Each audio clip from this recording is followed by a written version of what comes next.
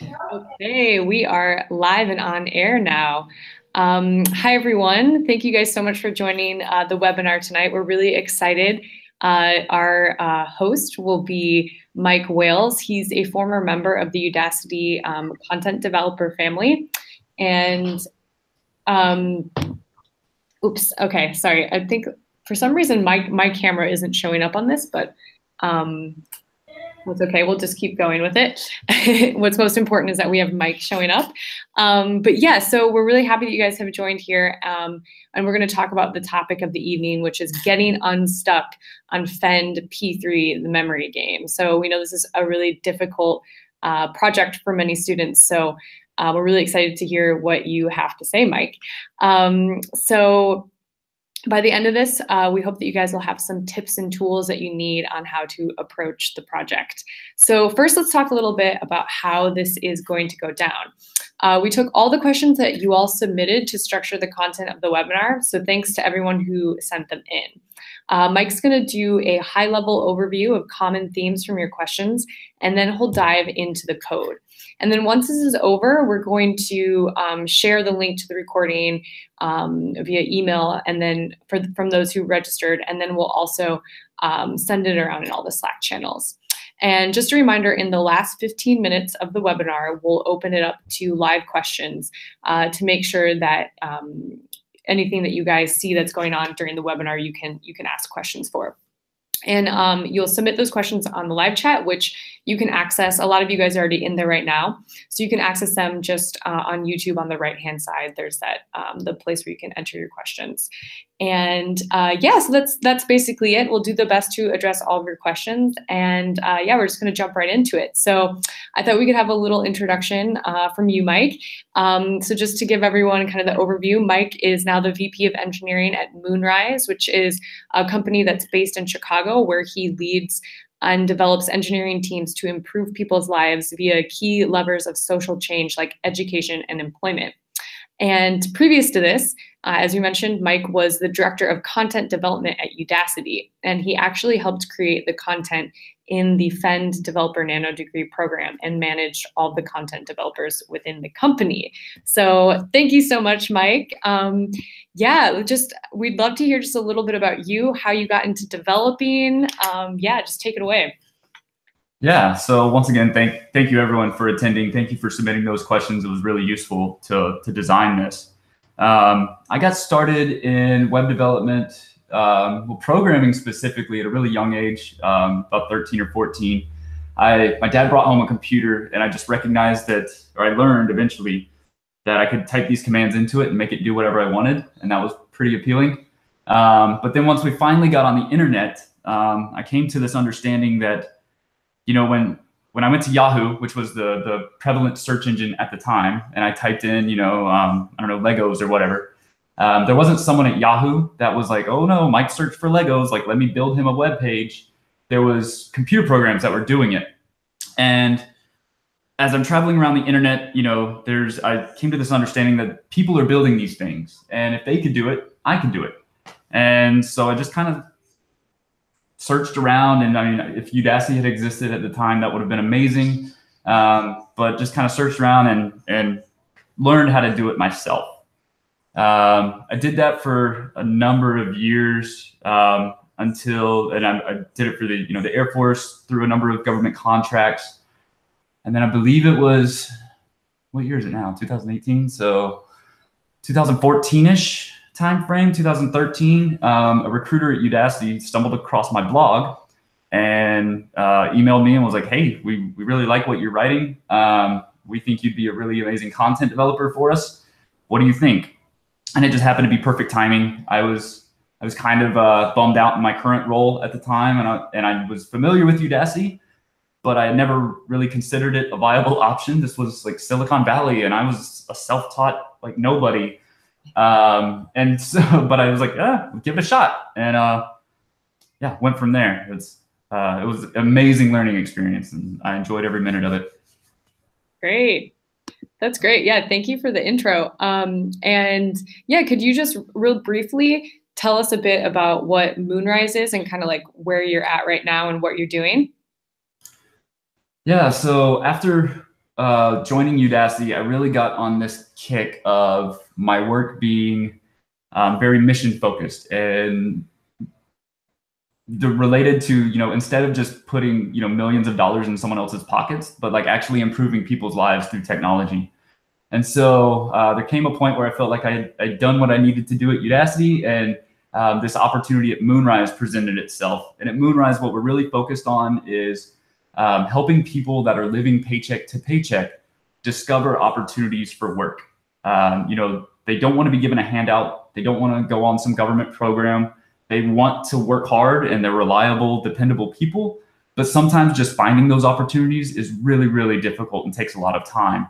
So at Moonrise, what we do is we send you a text message. Hey, there's work here. It'll pay you this much money. It's up to you to say yes or no. We never penalize you for saying no. We want it to fit into your life.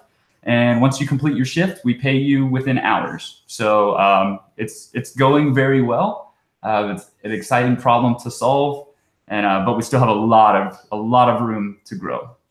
Yeah.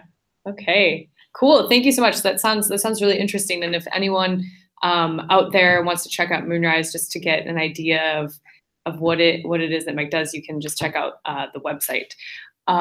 Okay, so that's about it for introduction. So if you're ready to kind of jump into your presentation and then get into coding, that would be great. Sure. So I will share my screen, and Johanna, if you can confirm that the presentation is showing. Yes. Slide, of course. All right. Yes, it's showing, and we can see it. Yeah. Mm-hmm. All right, great. So once again, thank you all for attending. Thank you very much for the questions you sent in. As I was looking over those questions, I really started to notice a common theme throughout the majority of them, and I kind of wanted to share some of those questions with you. One of the questions I saw was, what could be the best way to face this project from scratch? Another interesting one was, this project presents a bunch of challenges that need to be solved one by one. Can you share your thought process about how you would approach this task? Another one that stood out was, how should we approach structuring our functions? Each part of the event handling requires an individual function. It is confusing as to how to approach this. As I said, I started to notice some common themes running through all of these questions. And yes, some of them were, deeply technical, and I hope to get to those. But what I noticed was most of you just needed reassurances that you were tackling this project in what you felt was the correct way or the most efficient way. You want to know how to approach the project, how to break things into smaller problems, how to structure your code, and when you get stuck, what do you do? So what are we going to do today? First of all, I want to tell you what we're not going to do today. I'm not going to complete this project successfully in 1 hour. That would be a pretty impressive feat. What we are going to do is, as I was preparing for this webinar, I intentionally did not try to complete this project. So you're going to watch me tackle this project to the best of my ability. I'm going to struggle through it. You're going to see how I approach it and how I break things down into small problems. When we go back to those questions I shared with you, yes, I could sit here and answer them, but I feel it's a more effective use of our time if I show you the answers to those questions. So I'm going to code this project. Let's state it up front. I'm not going to finish it. I have no idea how far I'm going to get into it. I might get stuck and we don't make any progress at all, but we will see. So the goals for this webinar, this should be a familiar slide. All I did was change the title. We're going to, tackle or at least try to address those common themes I saw in your questions. Now, as I'm going through this project, I want you to look for specific things. I want you to look for, how do I get comfortable? How do I understand what exists that's handed to me? Because I'm working off the exact same thing you are. I want you to look at how I scope down each effort into like really small, easy wins. I'm going to be constantly rewarding myself with, hey, that worked, that worked. I want you to watch how I structure the code. And more importantly, when do I decide to care to structure my code? And then finally, I'm going to get stuck. I can already tell you. So kind of keep an eye on how I debug and how I use the tools available to me. So with all that being said, let's go ahead and switch over here. I'm going to get started. As was mentioned, if you have any immediate questions, please go ahead and ask those in the chat. They're free to interrupt me and ask those questions if there's clarifying ones. I will be cut off at a certain point so we can go into some live Q&A. So at that time, I'll just kind of wrap up what we've done and where I would go from there. So I've got my screen set up where I'm nice and comfortable here. One of the first things I recommend everyone do is review the project rubric. Every time you sit down to work on a project, just give this a read through and make sure you understand what you're trying to accomplish. I've given this a read through. I have a pretty good understanding of the project. So now what I'm going to do is I'm going to open up what's given to me. So I have my code editor here. I have one of the files open. I have the project as it exists straight from the repo over here. And I'm just going to start looking around and seeing what's going on. I see, all right, I have a 4x4 grid here of cards, and that's this unordered list here, all the cards listed. One of the things that really stands out to me right now is some of these cards look different. So I have this blue card here, these 2 green cards. I want to look at this blue card and figure out why is it different. So that's this element, and it's got an open and show class on it. So I'm going to play with these styles a little bit. Okay, that's interesting. Okay, so this is the mechanism by which we're flipping cards. So if you see, this is a standard card, just like all of the others. It looks like this open class is turning it blue, and then the show class is increasing the font size to actually show that icon. So that's interesting to note. The other cards look a little different too, so let me check them out. They have a match class. And okay, so it looks very similar to open and show kind of combined. The only difference is the background color. I noticed something weird on this one. There's a transform here. That's not doing anything. I don't know what the transform is for. I'm going to kind of ignore it for now. All right, so as I click around in this grid, I notice it's not doing anything. That leads me to suspect my JavaScript file is going to be pretty empty. Create a list that holds all the cards, display the cards on the page. Udacity's provided me a shuffle function. That's nice because JavaScript doesn't have one natively. And then set up the event listeners for the card. Okay, but one of the things I want to point out here is we tend to have this habit of thinking linearly and going, from top to bottom. Same thing with this rubric, going top to bottom. I want to encourage you not to think like that. This rubric is not designed to do things in this order. If I were to focus on, shuffling the cards first, I'm probably headed down the wrong road. Same thing here, create a list that holds all of your cards. I really don't need to do that right now. Udacity's provided me one. Eventually I'll have to do that. But let's focus on adding some functionality to the game. And the first thing I want to do is I want to be able to click on these cards and flip them over. So to do that, I know I'm going to have to add event listeners to each of these elements, and they all have a card class. So I'm just going to go ahead and grab all the cards.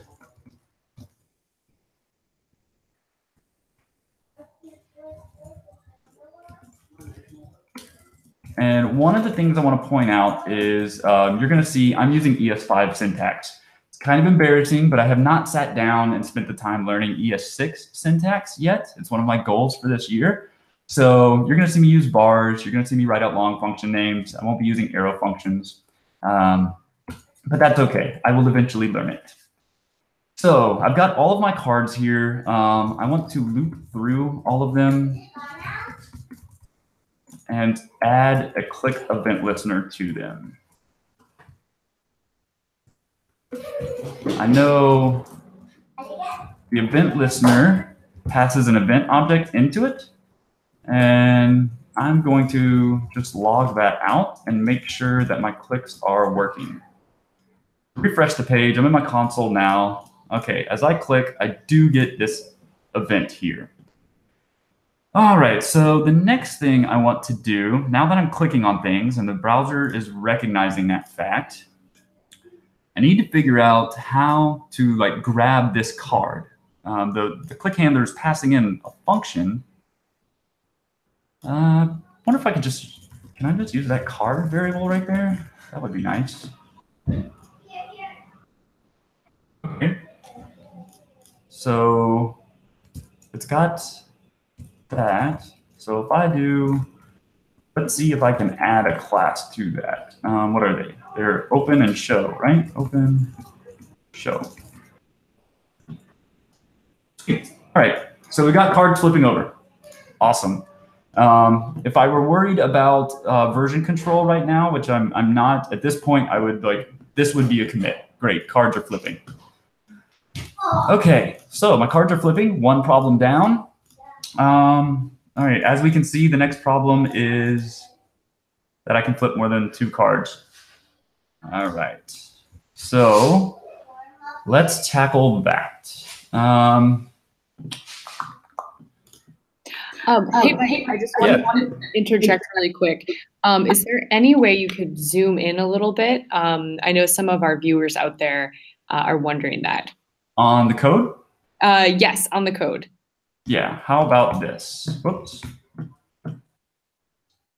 Okay, yeah, I think that's better for everyone. Yeah, thank you. All right, no problem. All right, so I can open more than 2 cards at a time. I think it's going to be,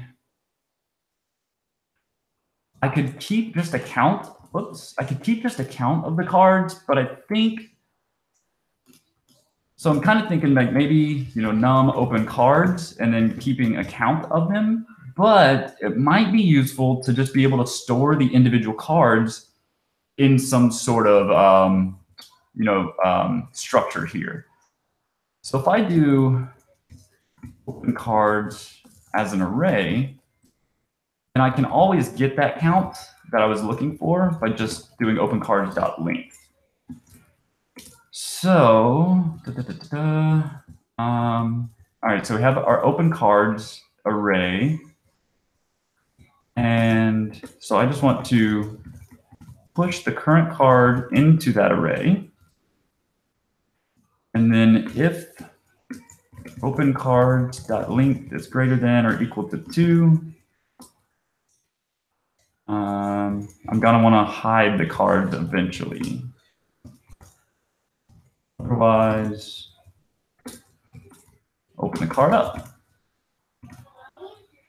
So if this is right, I should only be able to open 2 cards. Great. All right, I can only open 2. If I look at my open cards array, I have 6 cards in there. Why? Because I'm pushing on every click, and I only want to push when I open it. So now, oh yeah. Now if I look at that array, cool, only 2 cards, and I was clicking like crazy over here. All right, so we're only opening 2 cards at a time. The downside here is these cards aren't going away, and I'm kind of stuck. So what I want to do is after a period of time, I need to hide these cards. I know I can use, there's a function called set timeout, which will do a thing after a period of time. All right, so what do I want to do here? I have all of my cards in the open cards array. So if I loop through that open cards each,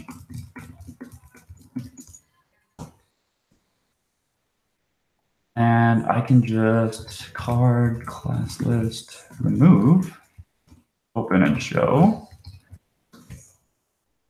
So that should hide the cards. Let me test that.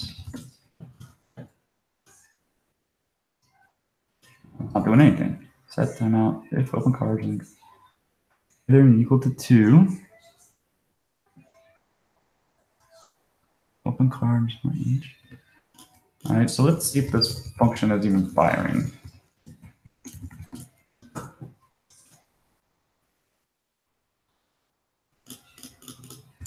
Oh, it did. Is my timeout really long? That's a little hard. Oh, I know what's happening. Haha. So open cards.length is greater than or equal to 2. Right here, I only have 2 open. Oh, ha, no, this is a common open cards. Nah, what's going on? All right, when I click, oh, all right, so when let's do this. I'm thinking I have like an off by one error. Yeah, that's exactly what I have. 0 cards are open. So so this happens. So I'm at 0.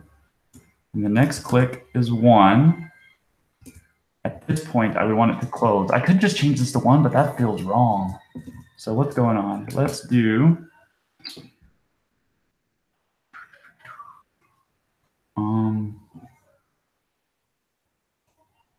oh, let's do this. Let's move this back out.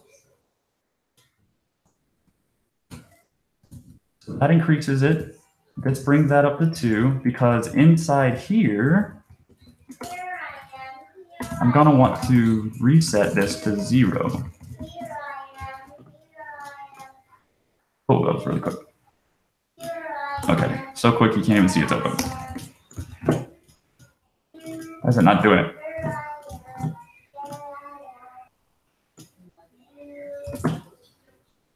Open cars.length greater than or equal to 2. If open cars.length is greater than or equal to 2, let me console log this back out again. Open cars. 1, 2. Is that right? Oh, hold on. I'm not flipping it. Boom, right there. That equal sign was what was getting me. 1, 2. Go away! Oh, okay. What's happening here? Oh my gosh.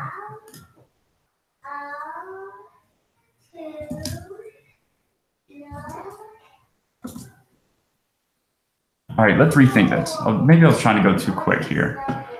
Let's rethink this. I have open cards. Let's blow it away and start over. All right, so I'm back here. Cards are opening, great. All right, let's think through this logic a little bit. If open cards is more than 2, right? So let's do console. Well, no, after this.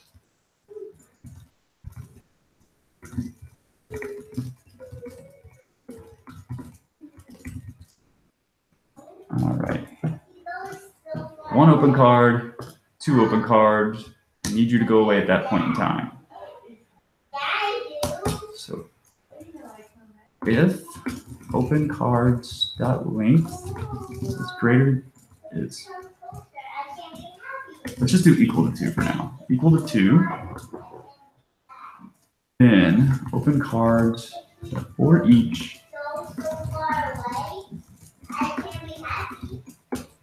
All right, so now I'm going to try and hide the cards. I know this is going to hide the cards immediately, but at least I get the functionality I was looking for, and then I can wrap it in its delay. I'm missing something. Line 48. Function is not a thing. All right, so I should click, and now both should go away. Well, that was interesting. Okay.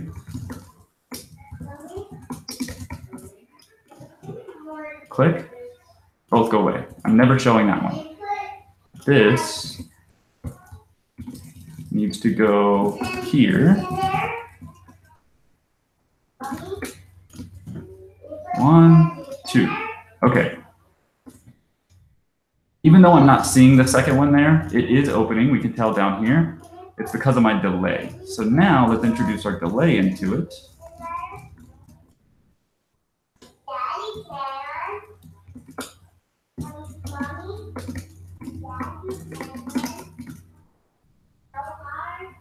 Boom, boom. That seems right. Boom, boom. Go away. Sweet.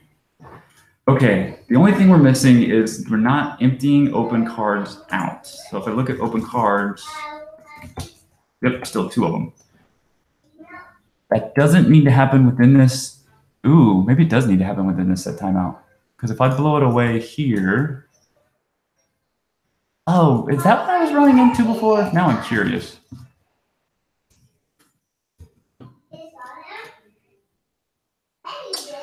That's exactly what I was running into. So this code looks a lot like what I wrote before. What's happening here is if opencards.length equals 2, we tell the browser, hey, we want you to run this function in 1 second.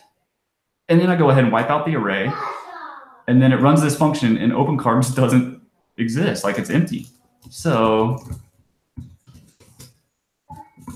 we'll blow away opencards after the delay. There we go. Sweet. And opencard is empty. Cool. All right. So at this point, we have 2 cards.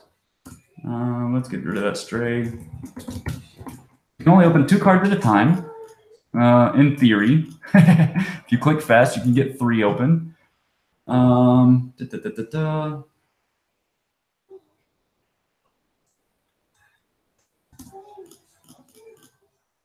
I'm not going to worry about that right now.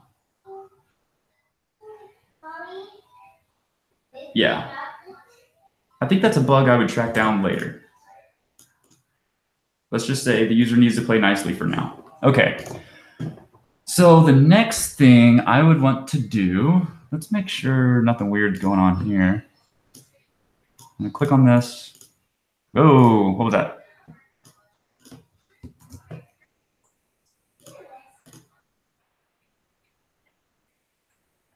That's not good.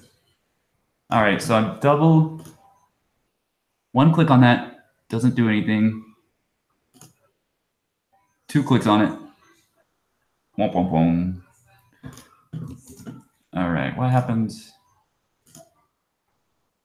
Ooh, okay, I see what's going on. So if I click on a card, and I click a second time on the same card, it goes away. We need to disable clicking on the same card. We can do that by just checking if it has open and show. So if card.classList contains open, and we don't want it to do it, or card.classList contains show. So we don't want to do any of this if the card has either open or show on it.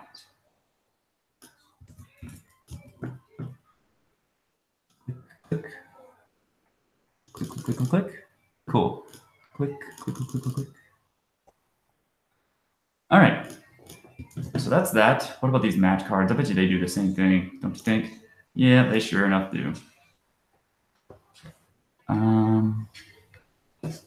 Okay. So let's just add match on there.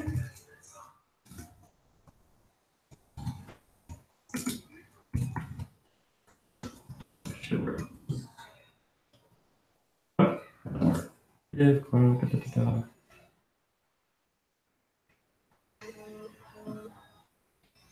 card.classList contains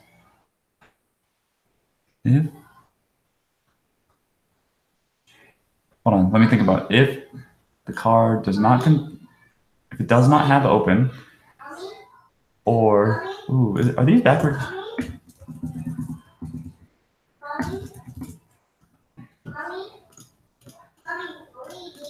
Yeah, that's what it was. I had my Booleans backwards.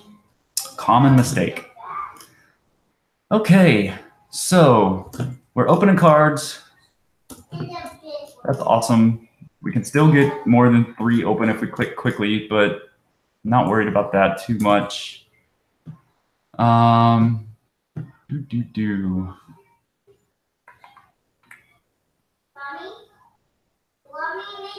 believe there's some requirements here to like bring out the show card list into its own function.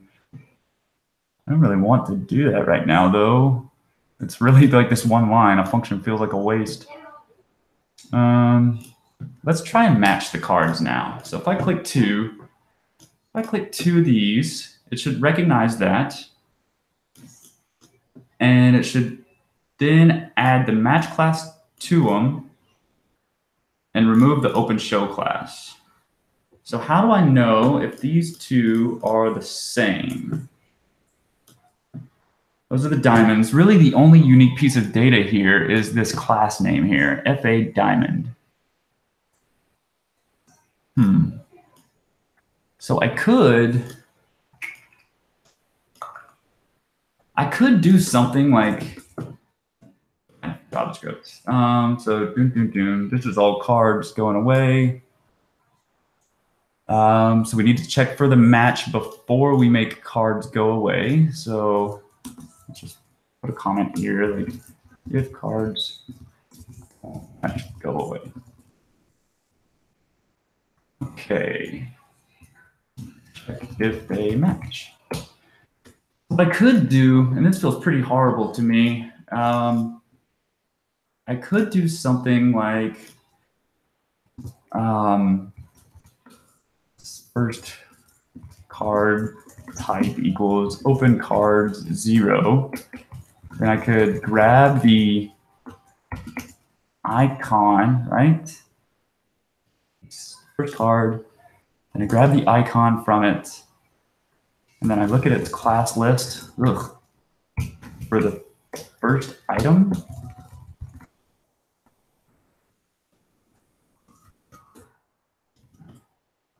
Let's see what this does. Yeah, that does it. But that assumes that like someone's not going to go in here and do something silly like this. Did that work? Oh, I didn't change that one. Yeah, FA, like, ooh, I don't like that at all. What I really want to do is I would love to have like a beta card equals FA diamond right here. And then I could go into the code and I could say the first card type equals, you know, the first card.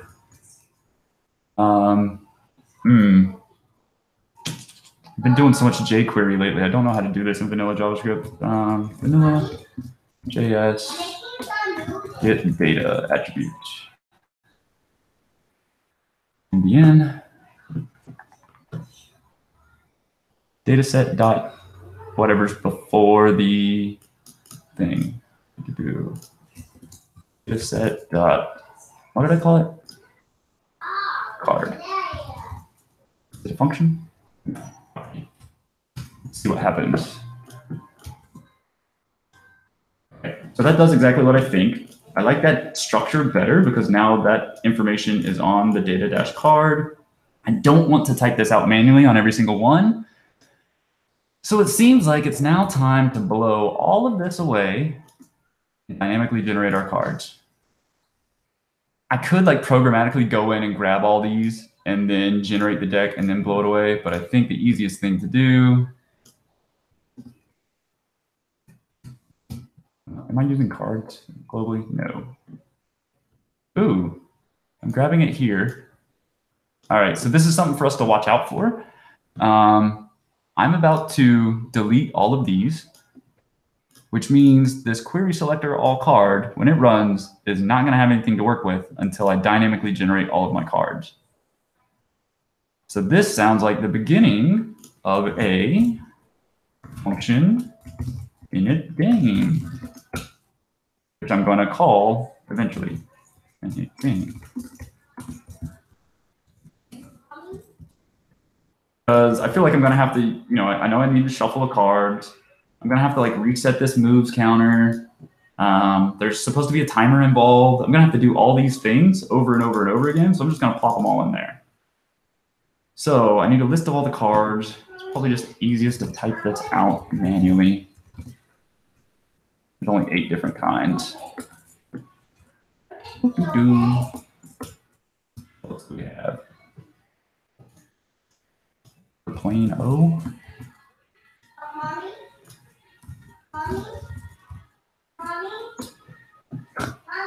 mommy. An anchor.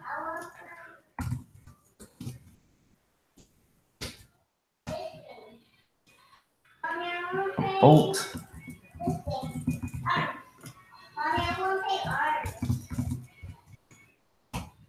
A cube. A leaf and a bicycle. Cube.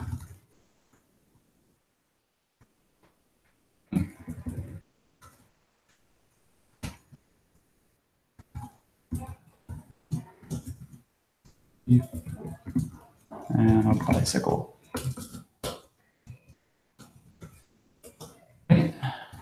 1, 2, 3, 4, 5, 6, 7, 8. Oh, it's only 7. I'm missing one. Bomb, leaf, bomb, bolt. Is that bolt?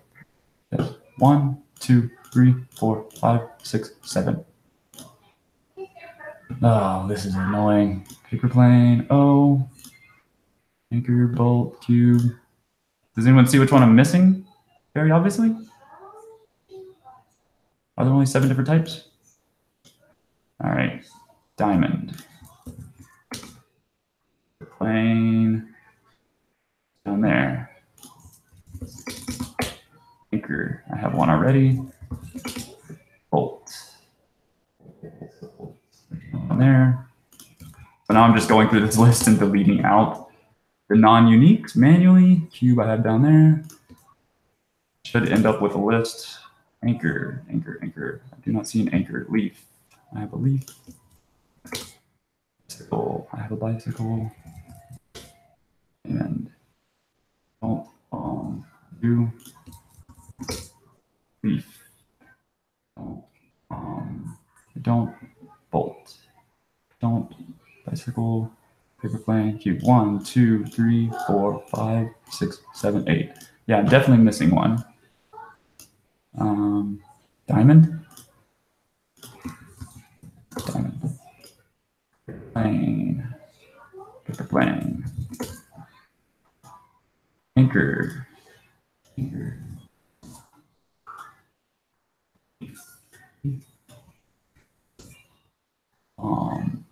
Bomb. I kept browsing over bolt and I guess reading it as bomb.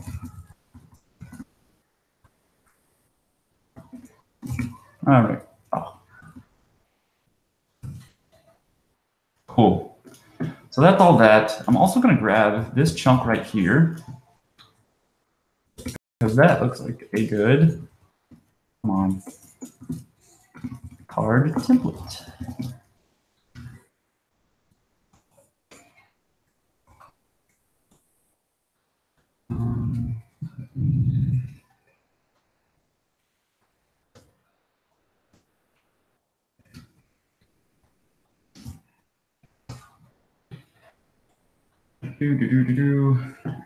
I'll figure that out later. What do I want to do here? So if I knew ES6, I could probably do, no, ES6 supports like template strings, and that's what I really want here. How do I pass the variable into it though?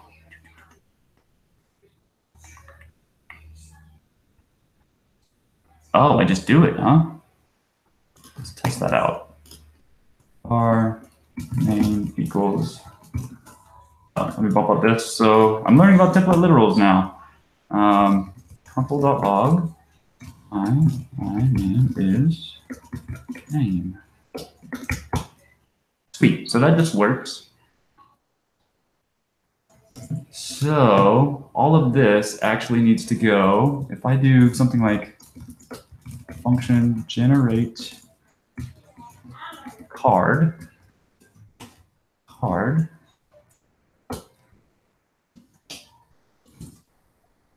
then I have the card template in there. I need to turn this into one of these.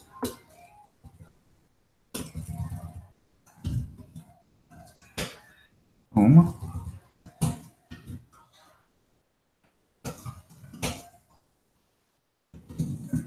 I'm gonna have to assign a variable to that. That should work. Right? Yeah, let's try it out. All right, so I've killed away all of my allies here. We're about to start dynamically generating our cards. That seems like a good place here. So for cards, I need to loop through for each, or no, map, even better. So let's do var card HTML equals cards dot map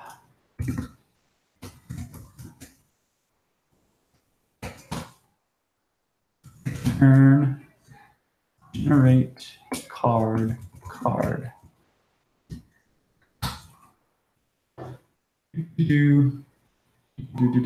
does that do? What am I going to get out of that? I have no idea what I'm going to get out of that. I think an array of strings.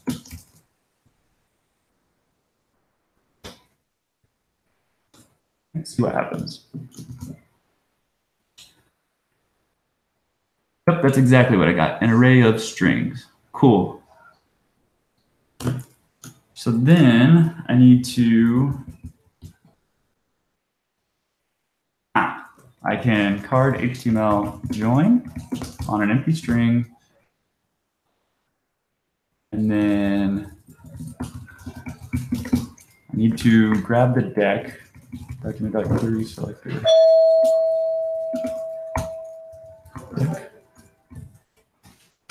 All right, so what I'm doing here, sorry, I might not be being very descriptive here. What I'm doing is I've now stored all of my cards in this array. I have this function that's giving me HTML for each of these cards. I'm calling that here. So map, if you're not familiar with, it's basically a way to translate an array from like basically everything that's put into it, you're like turning it into something else. So that's what I'm doing here is I'm passing in every one of those cards and I want it to like turn into that HTML string. My goal is to turn that into a chunk of HTML that I'm just going to plop in right here. Because you remember I deleted all of this stuff. So I'm just trying to I'm trying to get all of this stuff back programmatically. So yeah, I need my deck, query selector deck, right? Is that what it's called? Yes. And then I think I could just do deck.enter HTML. Nope. Deck.enter HTML. Oh, this is my JavaScript coming back. Whoops. Our deck equals query. Nope.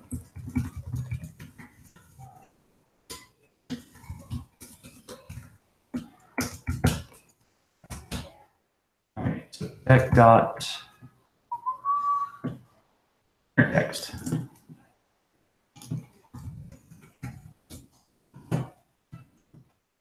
What? I think that query selector. Is that not doing what I think it's doing? Console log.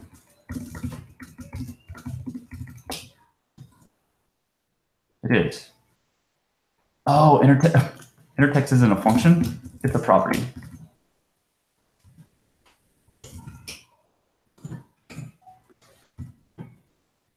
Oh, that's not what I wanted either.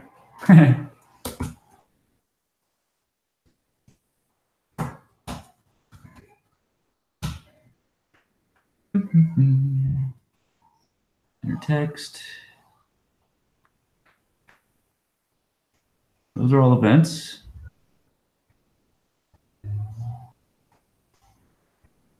Inner HTML. Oh, okay, so I was right. It's just not a function, it's a property.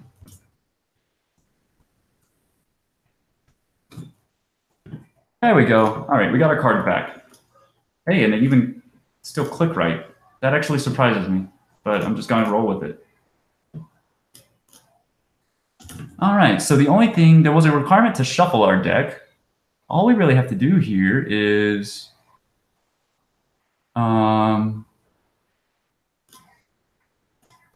shuffle cards. Have a diamond there. Refresh. Yeah, they're shuffled. Yay. Cool. So we're doing that. We're shuffling the cards. This is working. The next step would be checking for a match. I don't know if you wanted to cut me off, Johanna, or not. Okay, so yeah, we're gonna open it up to questions. So just in the chat, you guys can start writing your questions and we'll copy them down. But I was thinking, because you were on such a roll, Mike, you could just keep going and then I'll cut you off in maybe about like 4 or 5 minutes. Yep, cool. So yeah, what I want to do next, the reason we did all of this work, actually, you remember I was trying to match 2 cards together and I hated the way I was originally going about it with those classes here. So the reason we did all of this was so I could just add this one attribute here. And if we confirm, yep, I've got those thingies. Cool. So now what we need to do is check if they match. And we don't want to do it there. Actually, I was wrong. We only want to do it in here if there's 2 of them open. If they don't match, so 2 cards open. If no match, hide. But now we need to check if there's a match.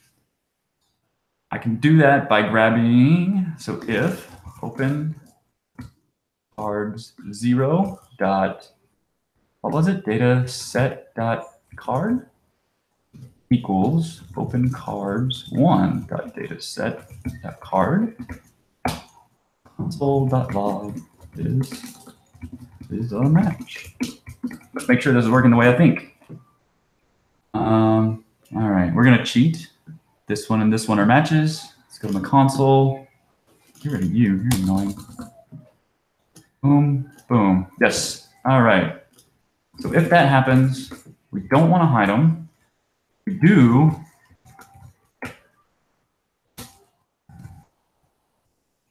want to add the match.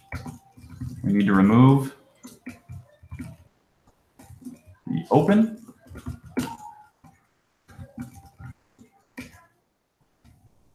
We need to remove this show. We need to do this on both the cards. Whoops.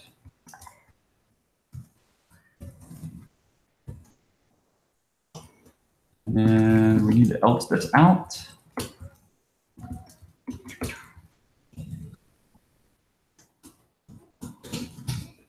Sweet. So let's cheat again. Boop, boop, boop. Hey, 2 bombs right next to each other.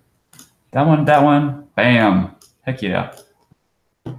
So hey, we've actually, we almost have like a game here, right?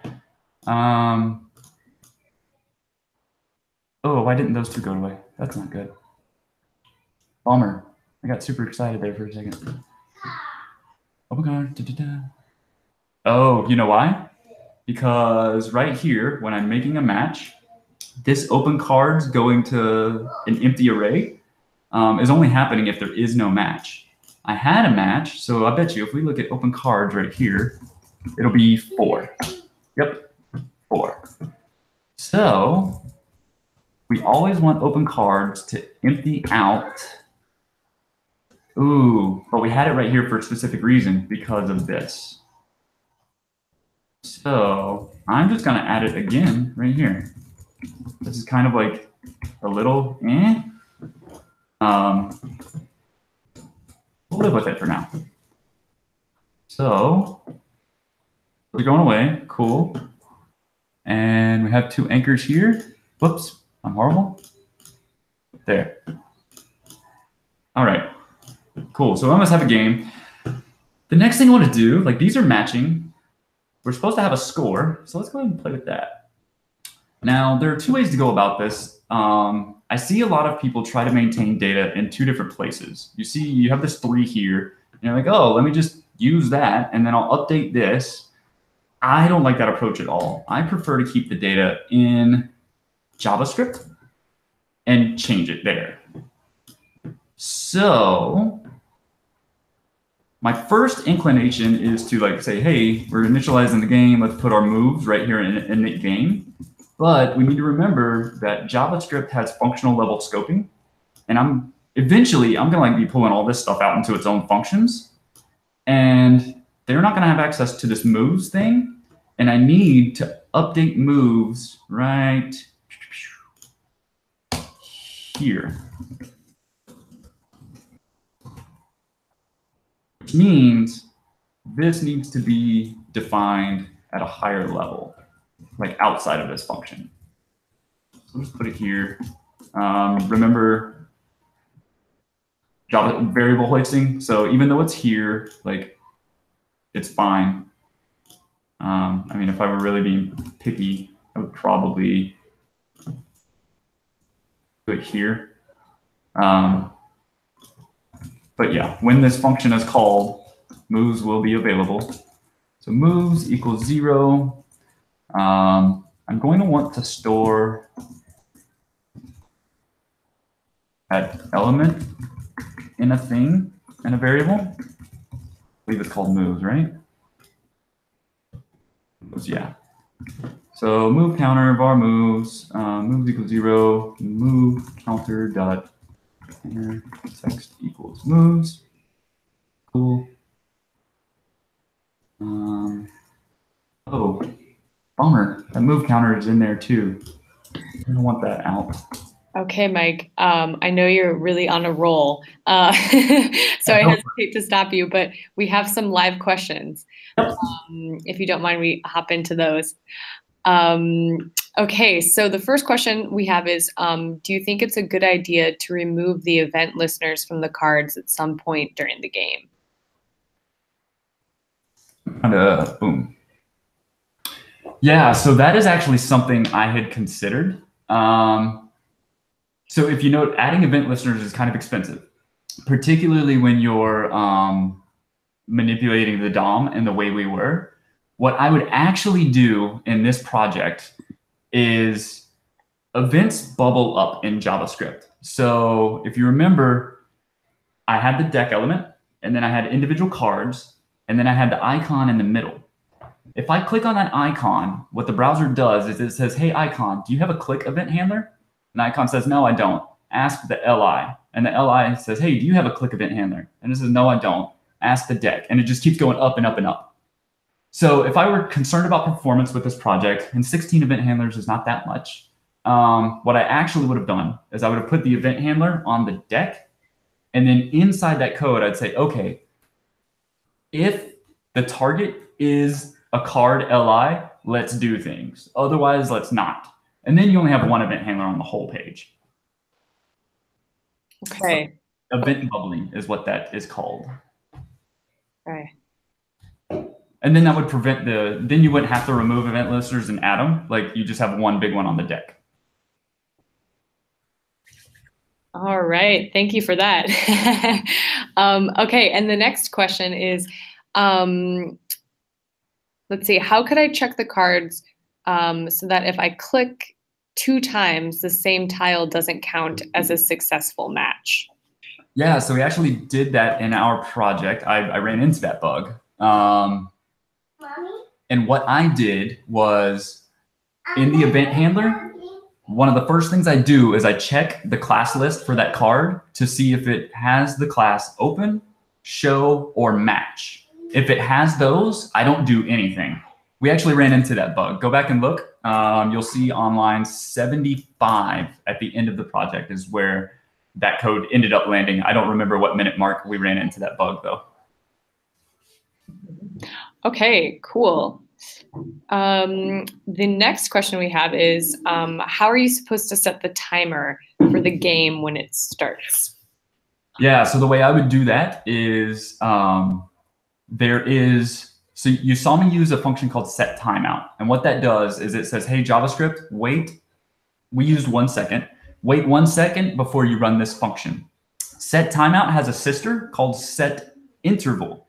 And what that tells JavaScript is, hey, do this thing every time. So set timeout is 1 time, set interval is over and over and over until you kill it. So what I would do is in my init game function, I would write a set interval function that just adds 1 to the timer. Or, I mean, you're going to have to do some like time math. So like 60 seconds is 1 minute and whatnot. But I would just use a set interval function in the init game to then update the text within that timer. Okay. Okay, thanks. And our next question, I'm trying to find a timer question. Let's see here, so we can stay on that. Okay. Well, we have a little bit of a different question, so sorry to jump around. No worries. Is it technically better or more correct to try to put all of our JavaScript into objects to organize everything better?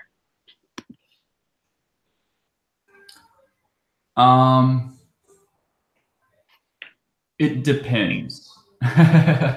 There's really is no technically correct. Everything, it really just depends. I would say I tend to use, if you went through my object-oriented JavaScript course, it's very much talking about like using this, new object pattern that is very Java-esque. I would say it's appropriate to do that when you have many, many, many things on the screen that all behave in the same way. Because what that allows you to do is, instead of having, let's use this game, for example, the memory card game, because you could do it in this way. I think it's a little overkill. Is every card could be an object. And then when they flip over and they show, like, that functionality is the same for every single one. So you could have like a show card defined on the prototype of your card class. And so what happens is, each card, when they're clicked on, JavaScript says, hey, do I know how to show myself? And that card says, no, but ask my prototype, ask my parent. And so they all share that one function rather than having 16 different functions. That sort of pattern is really good, like if you're writing JavaScript games, because you might have, let's imagine, like, I don't know, a plane flying around shooting bullets or something. Like, you might have a lot of bullets on the screen that all behave the same way. You don't want 1,000 functions defined. You just need all 1,000 bullets to say, hey, look at that one function. Okay. Okay, cool. I'm sure these are helping the students out there. I'm not totally following you, but I'm sure they are. So thank you for that. Okay, and we just have about 3 more minutes. So this is kind of the last session related question.